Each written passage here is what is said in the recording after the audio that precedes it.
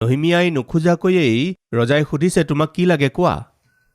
তেতিয়া তাত এটা বৰ সুন্দৰ কথা হয়। কি জানেনে বাৰু? সেইটোৱেই, চুটিকৈ প্ৰাৰ্থনা কৰিলে এক অদ্ভুত উত্তৰ পোৱা যাবনে? নিশ্চয় পাব। কেনেকৈ? চাওঁ আহকচোন।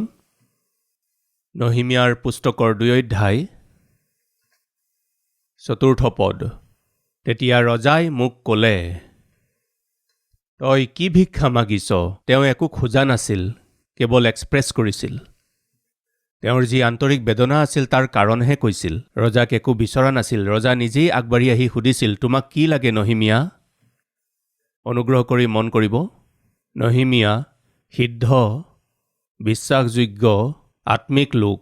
তেওঁ যেতিয়া কষ্ট পাইছিল, ৰজাই তেওঁক সুধিছিল, নহিমিয়া তোমাক কি লাগে কোৱা?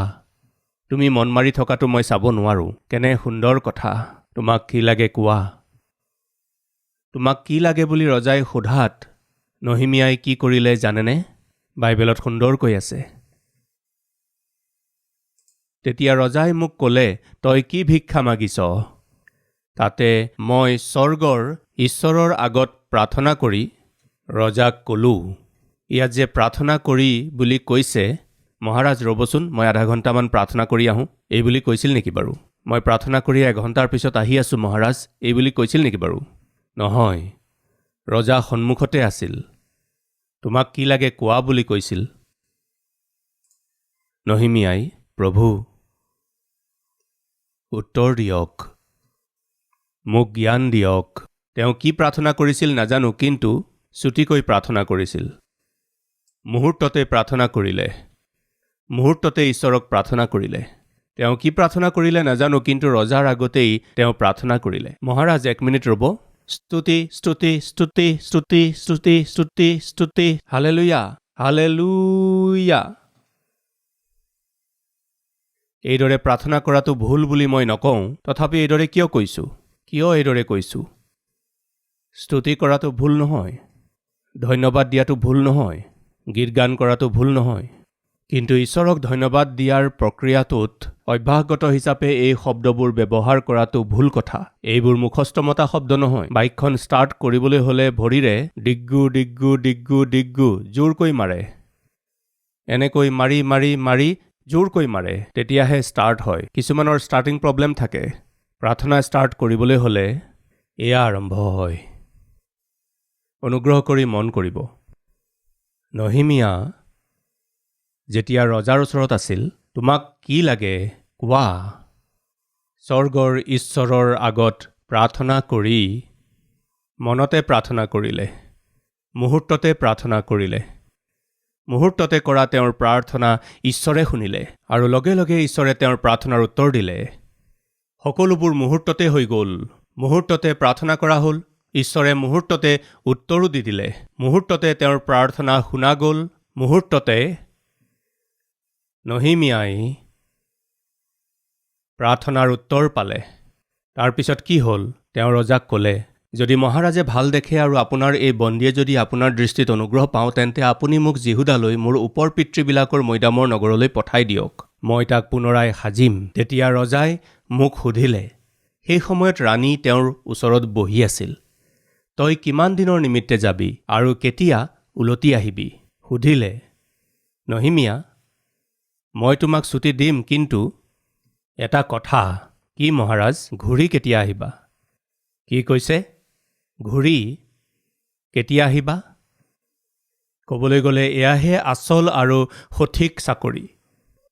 এয়াহে আচল আৰু সঠিক কৌশলতাপূৰ্ণ কাৰ্যনিপুণতা। নহিমিয়া তোমাক ছুটি দিম, কিন্তু তুমি কেতিয়া আহিবা? প্ৰায়েই মোৰ আগত আমাৰ পৰিচৰ্যাত কাৰ্য কৰি থকা লোকসকলে ছুটিৰ বাবে আবেদন জনায়। এইদৰে ছুটিৰ আবেদন কৰি 3 দিন 4 দিন ছুটি বিচাৰিলে মই কওঁ, কিয় 3-4 দিন ছুটি লাগে? আপোনাৰ দৰে কাম কৰি থকা বিশ্বাসযোগ্য পৰিশ্ৰমী লোক 3-4 দিন ছুটি ল'লে অসুবিধা হ'ব নহয়? এইদৰে প্ৰায়েই ক'বলগীয়া হয়। আপুনি চিন্তা নকৰিব, মোক এসপ্তাহৰ ছুটি দিয়ক বুলি ক'লে মালিকে যদি কয়, এসপ্তাহ কিয়, 2 সপ্তাহ লোৱা। 2 সপ্তাহ ছুটি লৈ শান্তিৰে ঘৰলৈ গৈ সকলোবোৰ কাম শেষ কৰি আহিব পাৰিবা নহয়? এইদৰে কোৱাৰ অৰ্থ হৈছে তুমি ইয়াৰ পৰা গ'লেও একো হানি নহয়। মই সুধিব খুজিছোঁ ভাই ভনীসকল, আপুনি য'ত চাকৰি কৰে তালৈ গৈ ছুটিৰ বাবে আবেদন কৰিলে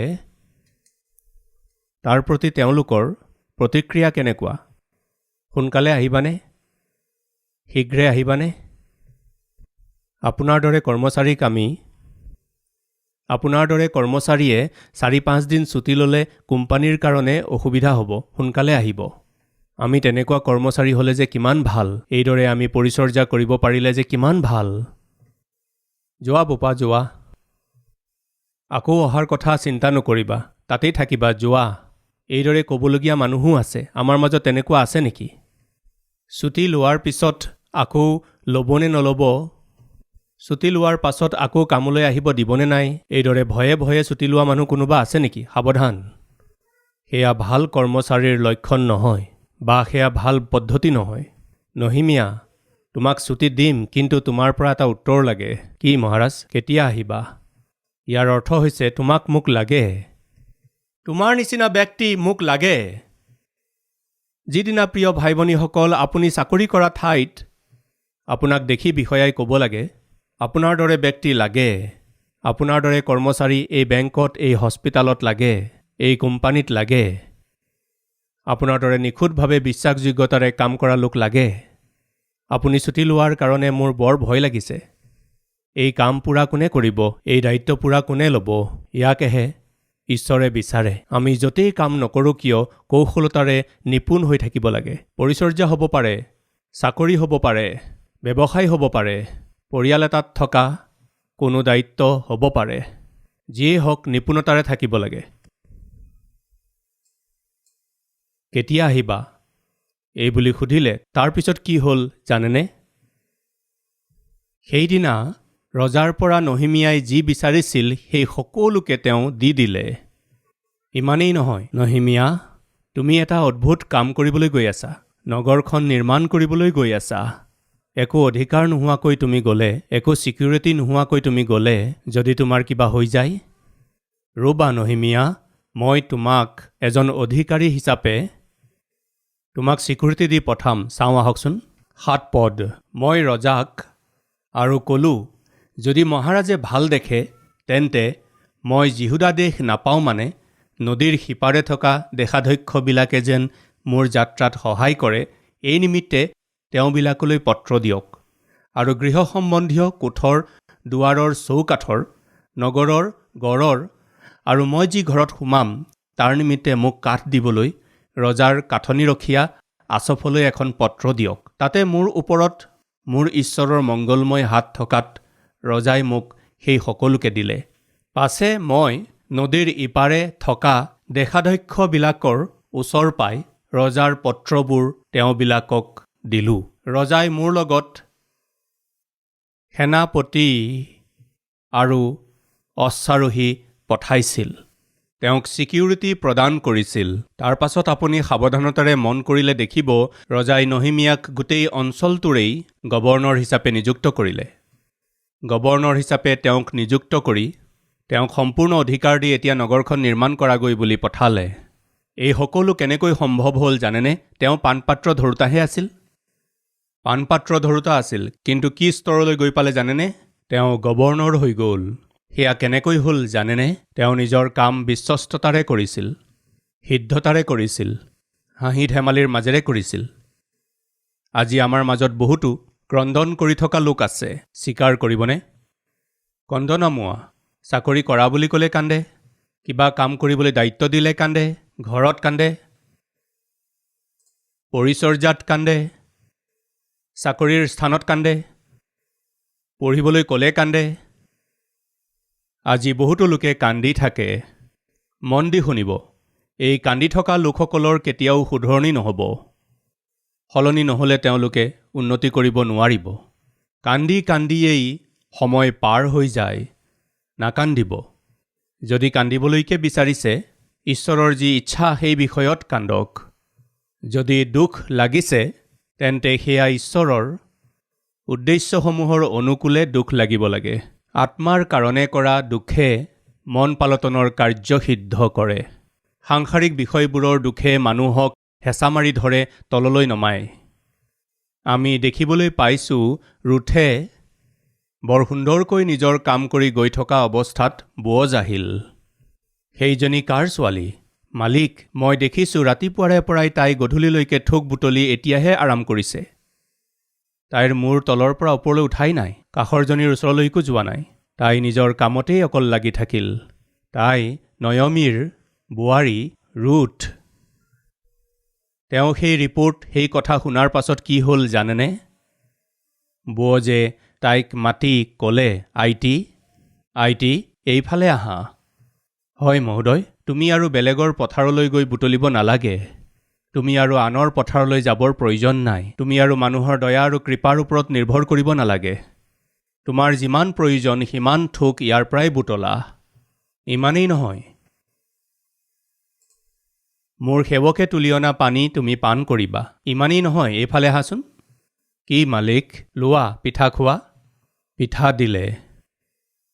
ইমানেই নহয়, তুমি খোৱা, তোমাৰ লগতে তোমাৰ শাহুৰ কাৰণেও নিয়া, এই বুলি কৈ পিঠা দিলে। এই সকলো দেখি ৰুথে মূৰ দুৱাই ক'লে, মালিক, মই কিহৰনো যোগ্য? এইবোৰৰ কাৰণ কি দেখিনো মোক ইমান মৰম কৰি মোক এই স্থায়ী কাম দিলে? সেয়া স্থায়ী কাম আছিল। ইফালে সিফালে নিবিচাৰিবা আইটি। নিজৰ জীৱিকাৰ কাৰণে, নিজৰ পেটৰ ভোক নিবাৰণৰ কাৰণে ইখন পথাৰৰ পৰা সিখন পথাৰলৈ বিচাৰি ফুৰিবৰ প্ৰয়োজন নাই। তোমাৰ কাম কৰা পদ্ধতি মই পচন্দ কৰিছোঁ। মোৰ পথাৰতেই স্থায়ীভাৱে তুমি কাম কৰি থাকিবা। হাতত ফাইল লৈ ইফালে সিফালে ঘূৰি থাকিব নালাগে। আজি আমাৰ মাজৰ বহুতেই যি কাম পাইছে তাক ভালদৰে নকৰি, যি চাকৰি পাইছে তাক হেৰুৱাই হাতত ফাইল লৈ ঘূৰি ফুৰিছে। চেণ্ডেল ক্ষয় গুচি গৈছে। এইদৰে কেতিয়ালৈকে ভাই আৰু ভনী? ইমানেই নহয়, কিমান যে অধিক। সেইদিনা তাইৰ কামৰ নিপুণতা আৰু কুশলতাই বুৱজক ইমানেই প্ৰভাৱিত কৰিলে যে শেষত তেওঁৱেই তাইক বিয়া পাতিবলৈ নিৰ্ণয় কৰিলে। শেষত এগৰাকী বিধৱা মোৱাবিয়া তিৰোতাই কি হ'ল জানেনে? বুৱজৰ পত্নী হ'ল। বুৱজৰ পত্নী হোৱা এই ৰুথে কাক জন্ম দিছিল জানেনে? দায়ুদৰ ককাকক জন্ম দিছিল। আচলতে এই ৰুথ কোন জানেনে? দায়ুদৰ আজু আইতা আছিল, মানে ককাকৰ মাক। এই ৰুথ ক'ৰ ছোৱালী, ক'ত যে আহি পালেহি। দুৰ্ভগীয়া অৱস্থাৰ পৰা, পেট পূৰাই খাবলৈ নোপোৱা অৱস্থাৰ পৰা তাইক বিধানে এনেকুৱা এটা সুযোগ দিলে থোক বুটলিবলৈ। পথাৰত এৰি যোৱা থোকবোৰ বুটলি লোৱা। বিধানে এই কাম দিছিল। তাই সেই কাম ইমান ভালদৰে কৰিলে, কিমান যে মনোযোগেৰে কৰিলে। সেই স্থিৰতা, সেই অনুশাসনে বুৱজক প্ৰভাৱিত কৰিলে। অৱশেষত বুৱজে ৰুথক বিয়া কৰিলে। বুৱজ আৰু ৰুথৰ পৰিয়ালৰ পৰাই দায়ুদৰ জন্ম হ'ল, আৰু সেই দায়ুদৰ বংশতেই জগতৰ উদ্ধাৰকৰ্তাই জন্ম ল'লে। ভাল এটা মনেৰে আমাক কৰিবলৈ দিয়া কামটো ভালদৰে কৰিলে, সেই কামক আশীৰ্বাদ কৰিবলৈ স্বৰ্গৰ পৰা ঈশ্বৰ প্ৰস্তুত আছে। আপোনাৰ বেদনা কি দুখত আপুনি আছে? সেই বেদনা, সেই দুখ, সেই বাধাৰ কাৰণে, আপোনাৰ নিৰাশাৰ, আপোনাৰ হতাশাৰ কাৰণ কি? যদি সেয়া ঈশ্বৰৰ বাক্যমতে হয়, তেন্তে মোৰ প্ৰভুৱে উত্তৰ দিব। যদি সেয়া ঈশ্বৰৰ বাক্যমতে নহয়, তেন্তে শুদ্ধ কৰি লওক বুলি কৈছে। কি কৰিবলৈ গৈ আছে? মুহূৰ্ততে কৰা প্ৰাৰ্থনাই কিমান যে অদ্ভুত উত্তৰ লৈ আহিল। এজন পাণপাত্ৰ ধৰোতা এজন অধিকাৰী হৈ উঠিল। সেয়া কেনেকৈ হ'ল? তেওঁ ধাৰ্মিক আছিল কাৰণে, তেওঁ সিদ্ধতাৰে চলিছিল কাৰণে, তেওঁক কৰিবলৈ দিয়া কাম বিশ্বস্ততাৰে কৰিছিল কাৰণে ঈশ্বৰ আনন্দিত হৈছিল। সেইকাৰণে আশীৰ্বাদ দিলে। ৰজাৰ মন সলনি কৰি দিলে। প্ৰিয় ভাই ভনীসকল, আমি য'তেই নাথাকোঁ কিয়, যি কামেই নকৰোঁ কিয়, পৰিচৰ্যাত ভাগ লোৱাই হওক, ঈশ্বৰৰ প্ৰতি ভয় ভক্তিৰে সৈতে কৰিবলৈ দিয়া কাম কৰাটো কিমান যে ভাল কথা। এই অধম সেৱকে বিগত প্ৰায় ৩১ বছৰ ধৰি বাক্যৰ পৰিচৰ্যা কৰি আছোঁ। বহুতো দুখ, বহুতো অপমান, বহুতো দুৰ্ঘটনা, বহুতো পৰীক্ষা, এই সকলোবোৰৰ মাজত ইয়াত আহি থিয় হৈ সেই সকলোবোৰ পাহৰি যাওঁ। এয়াই মোৰ দায়িত্ব, এয়া মোক প্ৰভুৱে দিয়া সুযোগ। এই দায়িত্ববোৰক, এই সুযোগসমূহক অৱহেলা কৰিব নালাগে। এইদৰে ভাবি আন্তৰিকতাৰে পৰিচৰ্যা কৰি আহিছোঁ। তাৰ সাক্ষী আপোনালোকেই। আপুনি নিজৰ দায়িত্ববোৰ কেনেকৈ পালন কৰি আছে? এজন কৰ্মচাৰী হিচাপে,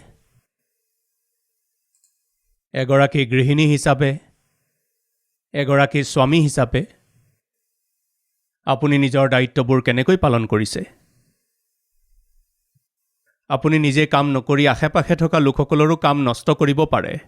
নাইবা গুণৱতী আৰু বুদ্ধিমান স্ত্ৰী হিচাপে আপুনি নিজৰ কাম কৰি কৰি আনৰ বাবে আদৰ্শ হ'ব পাৰে। সেইদিনা বোৱজে ৰুথৰ ওপৰত ইমান কৃপা কৰা আৰু তাইক ওপৰলৈ তোলাৰ কাৰণ কি জানেনে? আনৰ লগত সময় নষ্ট নকৰি, আনৰ কাম নষ্ট নকৰাকৈ, আনক একো কথাতে আমনি নকৰাকৈ তাই নিজৰ কাম কৰি গৈ থাকিল। নহিমিয়াও এনেকুৱাই আছিল। তেওঁ মনোযোগেৰে নিজৰ কাম কৰি গৈ থাকে। আনৰ সৈতে তেওঁৰ একো হেমগেম নাছিল। তেওঁক যি কাম কৰিবলৈ দিয়া হয় তাক বৰ শান্তিৰে কৰে। আমাৰ মাজৰ বহুতেই তেওঁলোকক দিয়া দায়িত্ববোৰত শান্তি ক'ত আছে? তেওঁলোকে কৰা কামত শান্তি ক'ত আছে? মনত শান্তি থাকিলে মুখমণ্ডলতো শান্তি থাকিব। ক'ত আছে? মনত। পাপ থাকিলে, ক্ৰোধ থাকিলে, বিদ্বেষ থাকিলে, কোপ থাকিলে, আৱেগ থাকিলে বা শয়তান থাকিলে স্পষ্ট আপোনাৰ মুখমণ্ডলত প্ৰকাশিত হ'ব। প্ৰিয় ভাই ভনীসকল, অন্তত এতিয়াৰ পৰা আপোনাৰ আশে-পাশে থকা লোকে আপোনাত শান্তি দেখিব লাগে। তেওঁলোকে ক'ব লাগিব, এওঁ সদায় শান্তিত থাকে, সদায় বৰ শান্তিৰে থাকে, তেওঁৰ মুখত সদায় এটা মিচিকিয়া হাঁহি থাকে, তেওঁ সদায় আত্মিকতাৰে জীৱন যাপন কৰে, পবিত্ৰতাৰে থাকে, পবিত্ৰ জীৱন যাপন কৰে। তেওঁ সদায় কামতেই থাকে, সদায় কাম কৰি ব্যস্ত হৈ থাকে। ওচৰত থকাজনক, আনক নষ্ট কৰা কামত নহিমিয়া কেতিয়াও নাছিল, ৰুথো নাছিল। প্ৰিয় ভাই ভনীসকল, আমি নিজ নিজ কাম কৰি আগবাঢ়িম, নিজ নিজ পৰিচৰ্যা কৰি আগবাঢ়ি গৈ থাকিম। ঈশ্বৰে সেইদৰে দেখিব লাগে, আমাক আশীৰ্বাদ দিব লাগে। কিন্তু সেইদিনা ৰজাই তুমি কেতিয়া ঘূৰি আহিবা বুলি সুধিছিল। তেওঁ যেতিয়ালৈকে উত্তৰ দিয়া নাছিল, ৰজাই নহিমিয়াক যাবলৈ দিয়া নাছিল। তুমি ঘূৰি আহিব লাগিব নহিমিয়া, নহিমিয়া তোমাক লাগিবই আমাক। এইদৰে আপোনাৰ বিষয়ে কাষৰ লোকে ক'ব লাগিব। আজি আমাৰ বহুতকেই তুমি গ'লেই ভাল বুলি কোৱা অৱস্থাত আছে। এইদৰে নাথাকিব। কিছুমান স্বামীয়ে পত্নী মৰি গ'লেই ভাল বুলি ভাবে আৰু কিছুমান পত্নীয়ে স্বামী মৰি গ'লেই ভাল বুলি ভাবে, ঝঞ্ঝট শেষ হৈ যাব বুলি ভাবে। এনেকুৱা ধৰণৰ মনোভাৱ প্ৰকাশ কৰা, এনেকুৱা ধৰণৰ মনোভাৱ মনত ৰখা, মই সুধিছোঁ, সেয়া উচিত নে? আপোনাৰ যে দুখ, বেদনা আৰু চিন্তা আছে, তাৰ কাৰণ কি? এবাৰ ভাবকচোন। সেইদিনা নহিমিয়াৰ দুখৰ কাৰণ এটা আত্মিক বিষয় আছিল। সেয়া ঈশ্বৰৰ ইচ্ছা অনুসৰি হোৱা দুখ আছিল।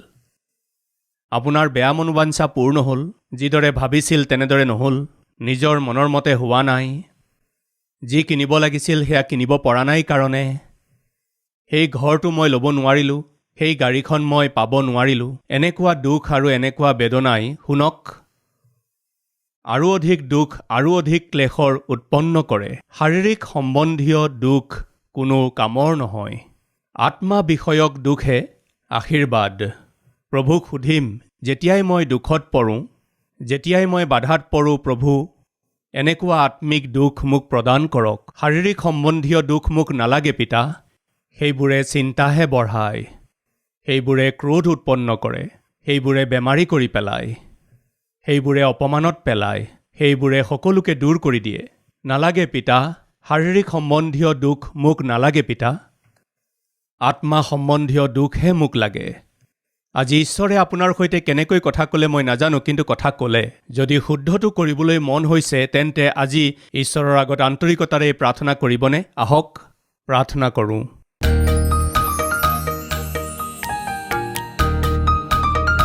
মহান পবিত্ৰ প্ৰেমময় পিতৃ ঈশ্বৰ, বৰ পোনপটীয়া আৰু স্পষ্টকৈ আপোনাৰ বাক্যেৰে আমাক কথা ক'লে। আমাক কৰিবলৈ দিয়া কামবোৰ পৰিশ্ৰমেৰে কৰিলে, যেনেকৈ ৰুথে নিজৰ কাম ভালদৰে কৰি যোৱাৰ কাৰণে সেই গোটেই খেতিপথাৰৰ মালিক যি বুৱজ তেওঁৰ পত্নী হ'বলৈ পালে। যিখন পথাৰত তেওঁ থোক বুটলিছিল সেই পথাৰখনৰেই পিতা মালিকনী হৈ গ'ল। আপুনি বৰ বিশ্বাসযোগ্য ঈশ্বৰ পিতা। বিশ্বস্ততাৰে পাণপাত্ৰ ধৰোতা কাম কৰা নহিমীয়া গৱৰ্ণৰ হিচাপে উচ্চ পদ তেওঁ লাভ কৰিলে। যাৰ কোনো সহায় নাছিল সেই ৰুথ বৰ বিশ্বস্ততাৰে সৈতে জীয়াই থকাৰ কাৰণে বৈতলেহেমৰেই আটাইতকৈ ধনী ব্যক্তিজনৰ তেওঁ পত্নী হ'ল। ইতিহাসত তেওঁৰ নাম অন্তৰ্ভুক্ত হ'ল। তেওঁ দায়ুদৰ আজু আইতা হ'ব পাৰিলে। যীশুখ্ৰীষ্টৰ জন্মৰ বংশাৱলীত তেওঁৰ নাম লিখা হ'ল পিতা। আমি যিমান সৰু কাম কৰিলেও আপুনি তাক চাই আছে। আমি যি পৰিস্থিতিতেই থাকোঁ, যি দায়িত্বতেই থাকোঁ, আপুনি চাই আছে পিতা।